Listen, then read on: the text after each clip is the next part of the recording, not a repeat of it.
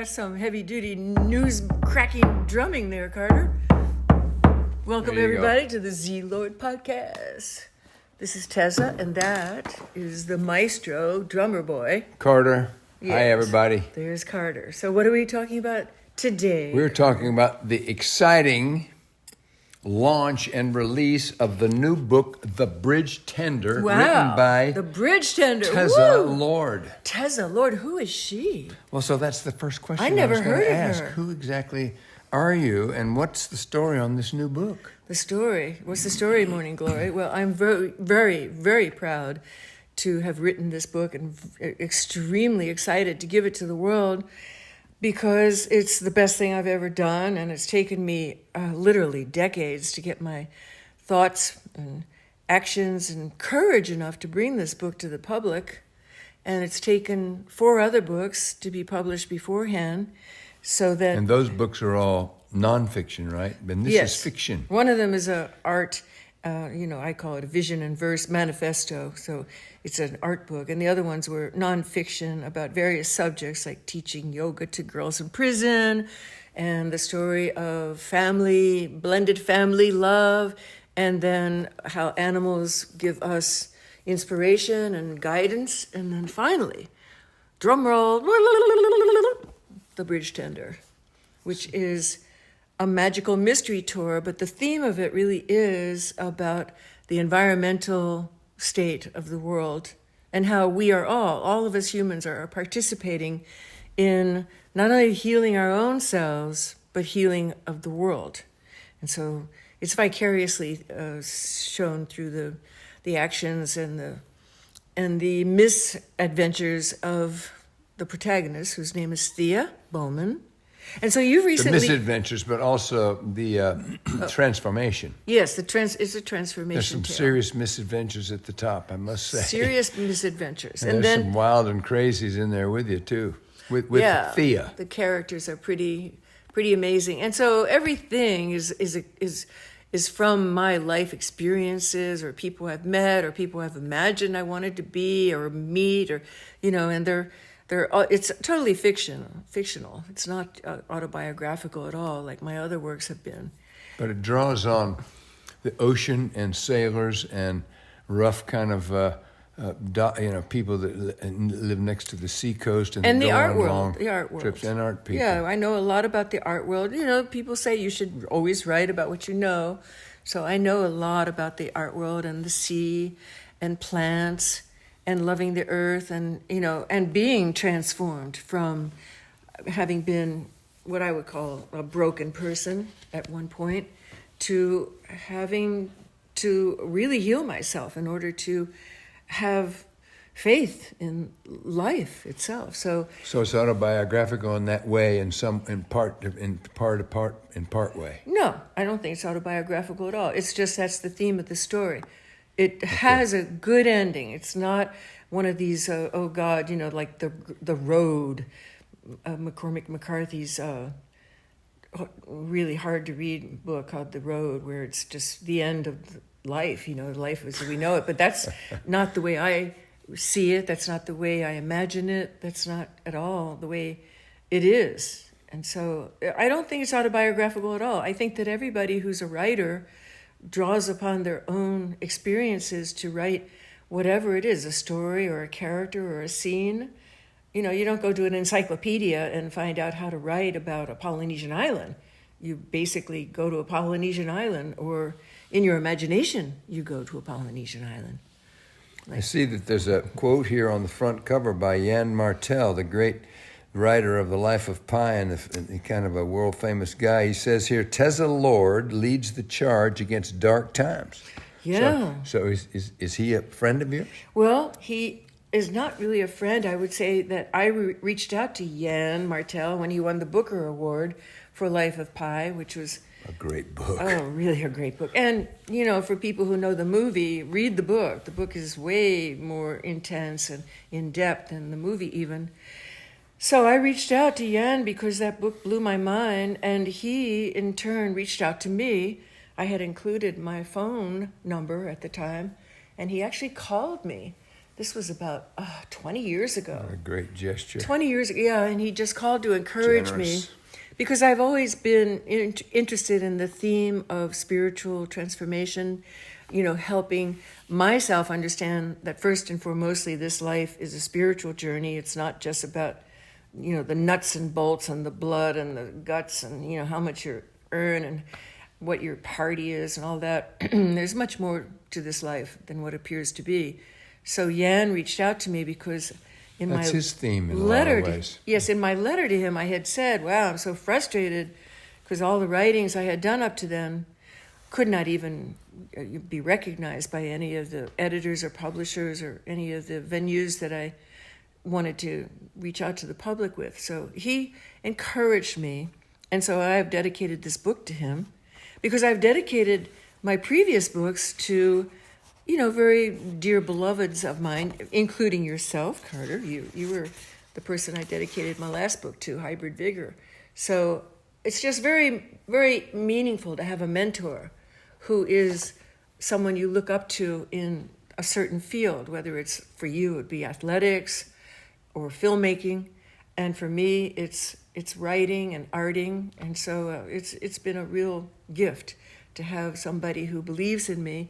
And when I asked him if he could give me a little word of encouragement, he was just so gracious to give me this wonderful, they call it endorsement, but it's just a bona fide boost in the arm by somebody of his prestige saying that he believes in me. On that level of the world. So thank you, Yann, if you're listening to this. Thank Yann. That was a beautiful thing, and it's appropriate that because his stuff is he writes about the same thing, so that's proper. It's proper that he's the one who's on the front cover. He writes about the discovery of the magical side of life. The side that most people are hesitant to talk about, and even things like close relationships with animals, and close relationships with a deeper, darker part of ourselves that leads us into the light of understanding. That's a theme of his work also. So, how would you sum this beautiful book up, Tez? Well, I would say it's a magical mystery tour of a very hard brokenness that happens to a lot of people. A lot of people lose faith in life, lose faith in God even. How many times have I've heard it often? A lot. I've lost faith in God. A child dies and it just breaks people. Or most recently, a friend of mine, her mother is very ill and she's had to sacrifice all of her freedom, all of her desires to interact in the world to help her mother with Parkinson's disease. And it's broken her, as she just really doesn't have the strength. It's going to take her a long time to recuperate. So there's a lot of people who get broken from life's many occurrences. And it doesn't even have to be out there in the world, like, a potential war or seeing tragedies, like, another shooting of kids in school. It could happen just within our own family. There's just a sadness. And so there does seem to be a lot of there does seem to be some sort of a whimsicalness that comes from the universe that throws us into situations that we don't choose and that we don't like. And oftentimes, like in this case of this person you're speaking about, thrusts her into a service role where she's pretty much forced to just be in service to someone else at the expense of her own self. And there seems to be a lot of that in the world. And maybe, yes. The whole universal consciousness thing it's curious as to why we're here and what we're doing and what we're supposed to be doing and why is there so much, quote, suffering, unquote. Are we learning something? Is this the way it's supposed to be, or is it just the whimsy of nature? And I hear what you're saying is that oftentimes people will interpret it as the dearth of God and that God has abandoned us. And who is God? Where is He? Why is this happening? And And it's the theme of all great religions, Yeah. how to deal with life's suffering. I don't think there's a single person alive who has not experienced some kind of suffering. I mean, there's various and sundry degrees of it, and sometimes people allow the suffering to crush them instead of just shouldering it and saying, oh, well, this too shall pass. Well, using it as a stepping stone to have a better life and to have a higher life, which is certainly what this book is about. Yes, I'd like to think so. Yeah, it is. Well, it's pretty rough at the top. Well, because And life she's is in a rough rough for spot. many people, yeah. This is not a romance go to the beach story. This is a wham bam, No, thank you ma'am, like thrill-seeking type of adventure that does not end well until finally in the middle of the book there is a startling opportunity to make different choices. Right. And that's what each of Comes us, down about choice. every single one of us have the choice, including the friend I was talking about earlier. Now, she could choose to say, well, this is just my role Opportunity. right now, right, and not let it crush her. Right. But I know her very well, and she has chosen to let it crush her, and she's just kind of giving up, and I'm worried that it's going to take her a long time to change her thinking once her mother passes, because anybody who has an advanced stage of disease like her mother does is not going to be on this planet for very long.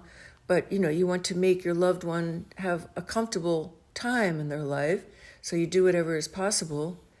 And so you, like we did with our parents. Yeah, well, tomorrow is another day, and let's Yeah. hope that she may be feeling crushed right now and tired, and let's expect and hope that she'll recognize someday how great it was that she chose to not abandon her parent and dump her off somewhere and go away, but stood there and took it and stood up when the call came and she'll grow from So it. the same thing happens to Thea in The Bridge Tender, getting back to the book. The same thing happens to Thea. She was crushed with her lot in life at the beginning. And like so many people, she just surrendered to feeling bad and went into addiction, which is what a lot of people do, whether it's with medication, they just numb feeling bad, or they use alcohol or whatever, How prevalent is it that everybody's getting stoned these days on medical marijuana? I mean, we're turning into a society of what looks to me like pretty much not exactly living in the light, but kind of numbing ourselves. And that's speaking as an ex-pothead. I mean, I know what it's like to just be a slave to that kind of consciousness where you're numbing yourself. But in The Bridge Tender, there is a catharsis, and there is an opportunity to make a choice. And so thank God the protagonist does make a choice, because she probably would just die, and the book would end midstream. I think you've told enough. We don't want you to give away this great book. Oh, Allow people to read and enjoy. well, you asked me what... I asked you, but we've told them enough. So I would say that... Well, okay, Carter, you just recently read the book for a I did. second time. So Well, it's very interesting, and it's let me deep. ask you, There's- okay, what was the most remarkable thing that you're walking away with from the book? Because I have told enough to give an inside scoop. And what do you? I think did you walk away the with? opportunity and the situation to see and to choose and to work one's way through the things that come at us, and how well, the evolution of that, and just the exploration of that, and I think all great literature is about that kind of thing, where you're following along someplace and you don't know where it's going to go. Obviously, none of us know where our lives are going to go, but we use what we have at the time, and as we get older, we have more wisdom, and we choose better, hopefully, and things evolve, and and then they resolve themselves. And I think that this book certainly does that. It certainly looks great, and it feels great. Now, you didn't get you I want to talk worked a to get minute. it published. Wait a minute. I want to talk a minute about how important it was for me as a writer to make this a fiction story. It could never have been told in a nonfiction way. First of all, because it's all made up. Second of all, because when you write in fiction, you're allowed, as a writer, as a creative person, to use flights of fancy. You have unrestricted parameters. I mean, if we want to, we can fly. If we want to, we can, swim under the ocean for all our lives. We can be in whatever environment we want to be when we deal with fiction. It's like dream state stuff. So this story had to be told in the fiction form. It is, even if there was a person named Thea Bowman and everything she went through happened to a real life person, this book could not have been written in a nonfiction form, because there's too much in it that one has to just trust and let go of the restraints of what we call reality. You just have to let go of that. It's like when you're dreaming. You wake up and you say, oh, well, I'm not going to even pay attention to that dream because it was just too wild and crazy. But yet, some dreams have real distinct messages for us. Those of you who work with your dreams, as Carter and I do, it's just kind of a family thing we do. So it's very important that this was a novel and not just another nonfiction by teZa Lord. Yeah, and it's there's some supernatural characters in here it's interesting that in this age, in the last 20 years, say, there's been a lot of jump in the art world, in the writing, and the movie world into supernatural characters. I mean, you've got some supernatural characters in here that are actually known and have been known for thousands of years, but I've never seen addressed or talked about or worked with in any writing or in any movie. Similar manner, a lot of times there's lately there's stuff like the Ant-Man and the Spider-Man and all the these Marvel people. things. They're all super creatures, superpowers, and that's different. That's different. That's more like fantasy. But it's a similar. There's a greater reality in the Bridge Tender that is beyond. It takes us into places that are beyond the day-to-day life. That's for sure. Well, it's all based upon my experiences. So these are not just things where, I'm sitting in a room just, crunching my brain, trying to make up something to entertain people. This is the reality that I experienced around certain events in our common history in modern times. And it might be called hallucinatory, or it might be called prescient, or it might be called just another dimension that I was privy to. But it's all based upon my comfortableness with working with energies that are either seen or unseen, psychic energies that get really finely attuned for people who meditate a lot. And I've been a meditator now for quite a few decades, having had How long? 30 years, 40 years? More than that. I was initiated into meditation when I was 50 years. 20. And yes, that's 56 years ago. Yeah. And so, it's not like I have meditated every single day, but I have been, dealing with those energies that are available to all of us, because I was in such dire straits when I was younger, and at the age of 20. We've talked about this before on the podcast. We have. Meditation saved my butt. I was basically going down a whirlpool of psychic illness. I didn't have the ability to function. So meditation was a release. It was medicinal. It was freeing. And so I've felt very comfortable about working with those energies within our own being that we can explore either superficially or as in-depth as a person would want during my lifetime. So what you're saying is that there's a lot of subtle stuff that we're not consciously very well aware of that have huge influences on us and that are driving and leading us all day, every day, all of us, whether we're aware of them or not. Absolutely. And this book is plugging into those things. Absolutely. And using some archetypal things to convey the message, it right? and get the message out. Rather than words, even. There are symbols. Like, for instance, the snake with its tail on its mouth, okay?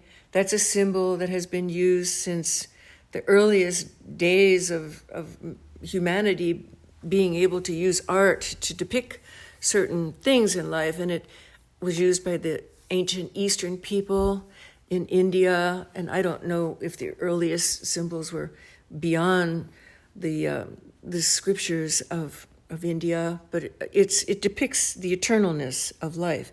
In other words, it means that when you die, you don't just are gone. You have an eternalness. Your soul is eternal. And the Egyptians, the ancient Egyptians, had symbols for that also. The eye of Ka, they call it. The and these eye, have become archetypes to us, yes, like Jungian archetypes. type of archetype things. Yeah, so symbols, before we had words, were used to convey these energies that humanity has always worked with. I mean, you've been to ancient Egypt. I've just only explored the artifacts that you see in a museum. I've never spent time except for the desert. I have not been to the pyramids. And there's a certain reverence, isn't there, when you go to these ancient historical symbols of humanity's path to try to understand life. They're powerful things. They're powerful things. So tell me this. So you're a sculptor and a writer. You began as a very fine, scientific, almost perfect illustrator of botanical illustrations, so much so that you mean they're realistic, scientifically still in the science books. And then you kind of evolved into a painter and then a sculptor. And then at some point you decided to write. And so I remember I was in your life at that time when even you as kind a of made child, that choice. Carter, I was always journaling, always writing little stories. Yeah, you were. I've always been a writer and an artist. But you decided to shift your focus from making art, and then you started writing, and so you've honed this craft now, and this is book 4. It's book 5. Well, the 5th book is the 5th book had a lot of writing in it too. Yeah, it's a lot of pictures. But you're skipping something. I had a terrible injury. It's just like we have to accept what life brings us. We don't just stamp our feet and say no, no, no. So after doing incredible amounts of exhibiting my work and having great success with, corporations buying my work sight unseen just from seeing them in a black and white magazine, I had a terrible injury where my hands went paralyzed. And that was about 22 years ago. And I realized I can't even hold a pen. I couldn't do a tool. I just couldn't move my hands. So that began me asking the universe, okay, if I can't use tools, if I can't hold a paintbrush, what am I going to do with all this creative force I have inside of me? And when my hands got well enough, I realized I could lightly use a keyboard. I could type because it was not more injurious to the damage I'd done with, it was specifically my thumbs that had gone paralyzed. So eventually I healed from doing acupuncture. I didn't have to have surgery. And so you remember, we were together. I remember. Carter and I have been together for 32 years. So this was like 10 years into our marriage. So then I decided I better stop exhibiting art because my hands are just going to be ruined. And so I purposely decided always I wanted to write and art. What do I do today, write or art? I decided it's time now to explore the writing.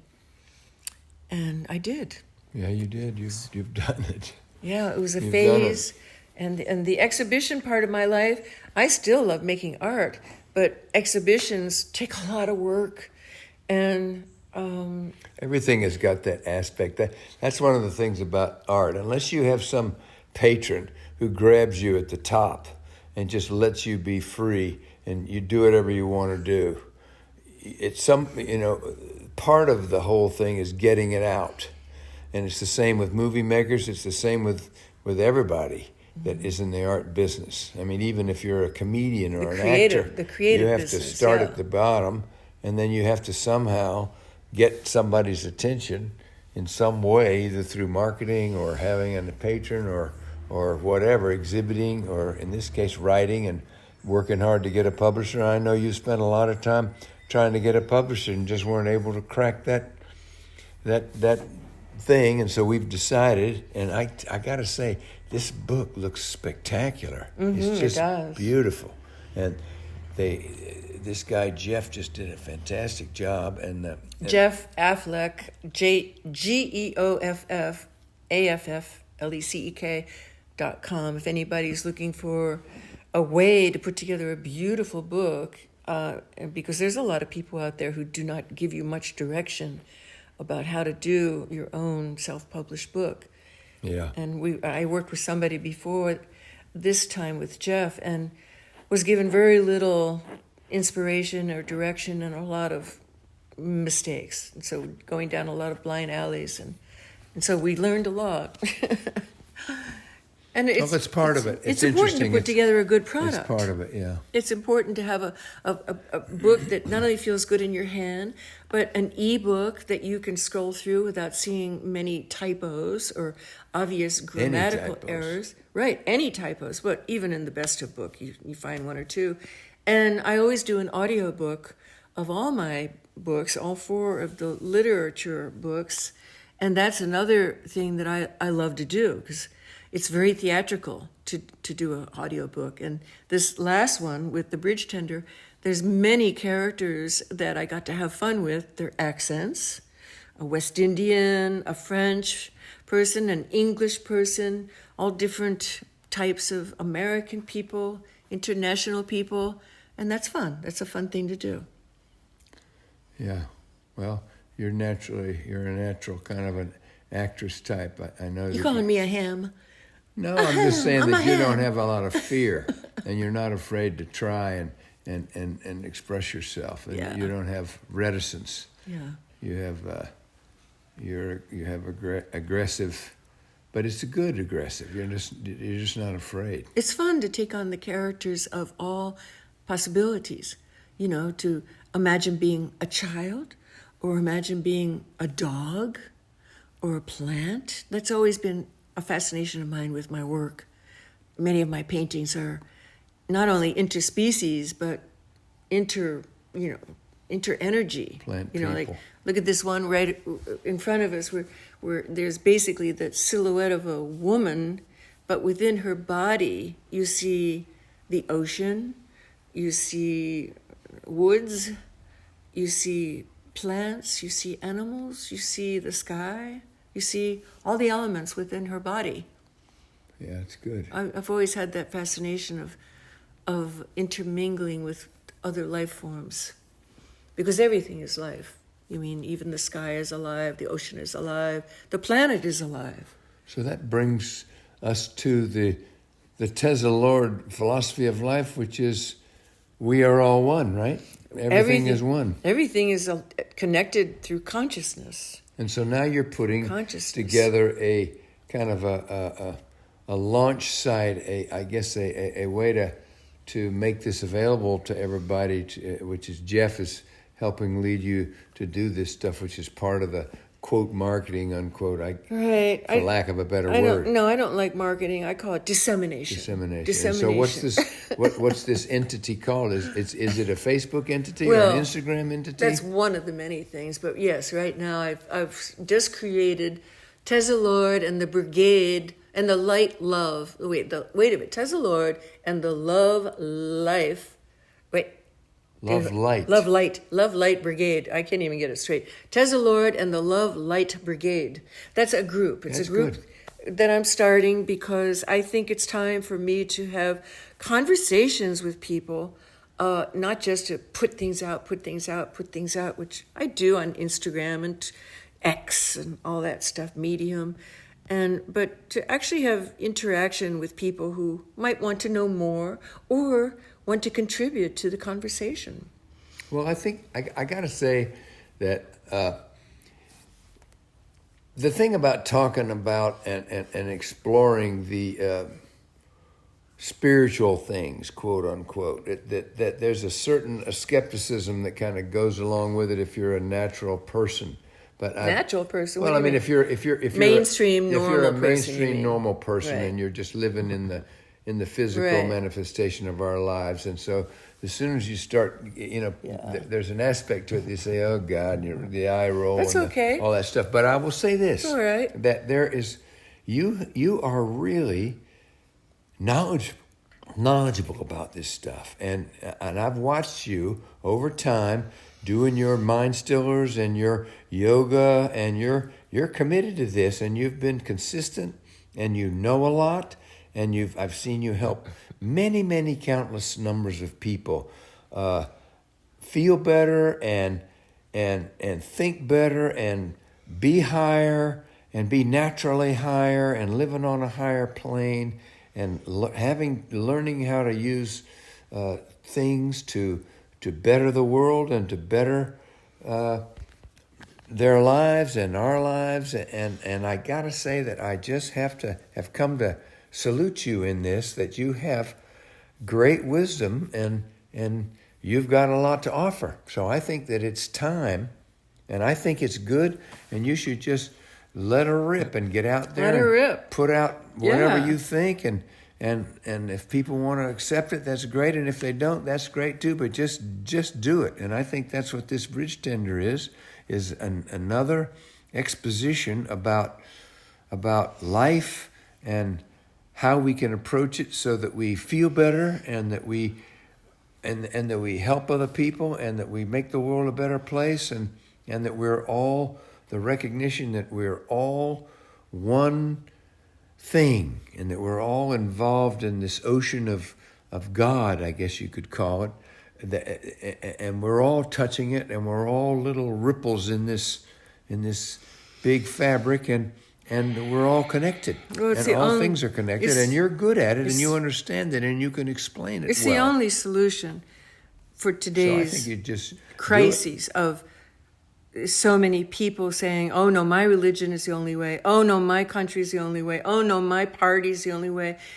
Unity, consciousness, or oneness, whatever one wants to call it, which is to me higher consciousness, is the only solution for our many hurdles that are keeping us from the real problem. The real problem is Earth is achingly in need of a lot of tender loving care. The oceans are warming up, the glaciers are melting. I don't want to depress anybody, but the reality of it is people are in a state of forgetfulness. Some people think even insomnia or something, because there is a need for people to pay more attention to what's happening with the environment than what's happening on the TV or the screen or the fashion or the music. Because our world is in distress. So not to be Debbie Bummer at the party everybody's having, all talking about Taylor Swift and Beyonce and how great it is to rock and roll with the football and the basketball and all that stuff, but there's other things that need more attention, and the bridge tender brings it to our attention through an entertaining story. We get sucked into the story, but the real thing that we're feeling is the potential to help this planet with our minds focused on the needs of the planet rather than our own selfish needs. Yeah, it's about respect. It's about respect for all things and recognizing everything's place and everything's to be honored and to be recognized and not to be run over. Yeah, I never gave birth to a child. I helped you raise your 2 children, and that was a great gift in life. Thank you, Carter, for inviting me into your life to do that. But this bridge tender it feels like I'm giving birth to something really monumental. And I just have that sense I have that sense that this is my gift to the world, more than the other things I have contributed. And It's a great piece. Call it my legacy, if you wish. For you. And it could be the beginning of a new phase, or it could be just the main contribution. I don't know. So how do you get it? If you want to get it, if somebody's listening and wants to get a copy, where You do go they to Amazon.com and you type in the bridge tender with my name, teZa Lord. Because there's a couple of bridge tenders. There are some other. So it's got to have teZa Lord's name on it. Go right to it. Or you go to my website, teZaLord.com, and right now there's a picture of the beautiful cover. You have to just click on the cover. The web people have not yet put together the information. They're very busy. They're busy. Yeah, but we got them. They got it up. We got them to take the picture up at least. And so, if people can find it either at Amazon as an ebook, a paperback, or an audiobook. Yeah, so it's there. Go to Amazon or my website. And it's only been there a couple of days, you can right? have it up on your website too, Carter. I should put it up on mine, and I will. And next time we can talk about what you're doing with your creative work. No. That'd be a good thing to share with the world. Yeah? You better get busy and do something. Get busy and do something. I better do something first. Yeah. And, okay. And also, for anybody who's interested, I do put up a lot of mind stillers, which are little guided videos on my YouTube channel. And I put up some yoga hints, and it's free stuff, and it's just kind of my offering to the world. They're really good, and they're helpful, and they're good, and they're calming, and they're just profoundly strong and good and worthwhile. And if you want to see a tiny little 10-minute tape called Warrior Woman, you could go to carterlord.com, which is my website, and push the YouTube button at the top. It'll take you to my website, and you just push the button on Warrior Woman, and you will love this little tape. And it's about this same subject that we're talking about, which is grasping life and appreciating the day and the moment and reveling in the things that we're capable of doing and how they can uplift us into a different frame of mind. Yeah, it's important to share our creative energies and however it comes out. That's for sure. So congratulations, Tez. Well, thanks. I salute Carter. you. I appreciate the fact done a great job on this beautiful book. You have always supported me in my endeavors, as crazy as they might be. And that's another thing that's a blessing in life. Amen to that. So everybody, sayonara. If you need some love, we have plenty to share with you. Thanks for listening. Okay. Om Namah Shivaya. Next time.